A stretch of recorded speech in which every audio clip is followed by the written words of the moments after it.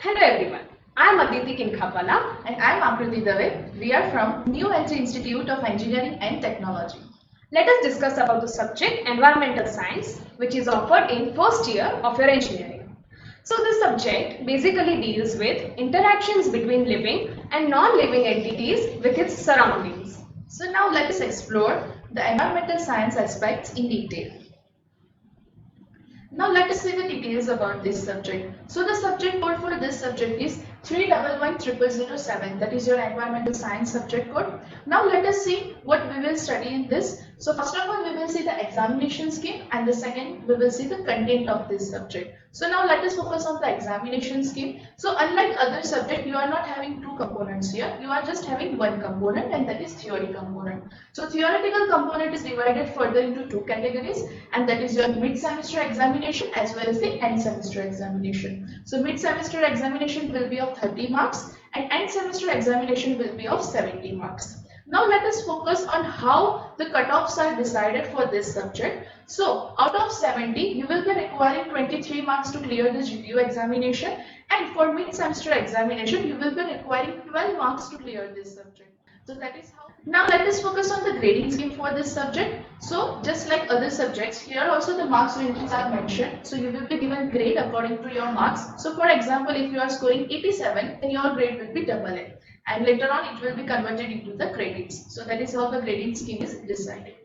Now let us focus what is the content in this subject. So there are 5 units in this subject. The first one is Introduction to Environment. The second one is about the environmental pollution.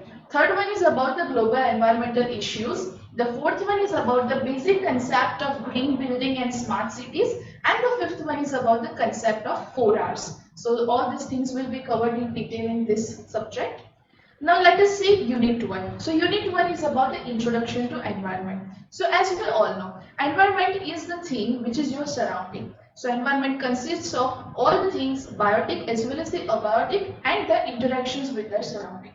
So in environment, we will be focusing on following points. So those are, first of all, we will see definitions, principles and scope of the environmental science. The next thing which we will see in this unit is about the environmental degradation. We will also focus on impact of technology on environment. We will see importance of different engineering principles also. And last, we will see some insights on the key terminologies in environment. So that is how your Unit 1 is designed.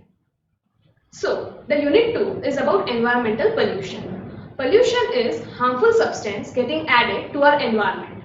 Now, with growing population as well as increase in industrialization and globalization, pollution is also increasing drastically. So, in this chapter, we will see different types of pollution such as water pollution, air pollution, noise pollution, land pollution, bio-waste and e-waste. So, what are these pollution, how they develop and what are the measures we should take, we'll all discover in this unit.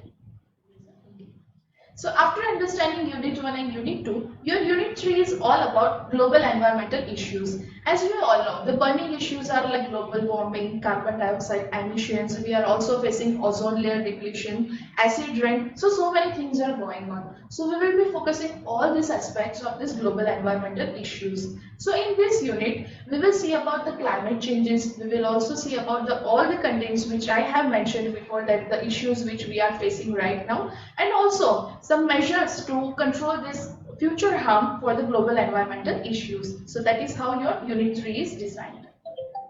So in Unit 2, we have seen about pollution and in Unit 3 about global environmental issues. Now, Unit 4 is about basic concepts of green building and smart cities. In this unit, we will see the concept of green building and smart cities. Also, we would see how green building and smart cities should be developed, how development should take place so that it do not harm our nature and environment. Also, what are the smart city projects?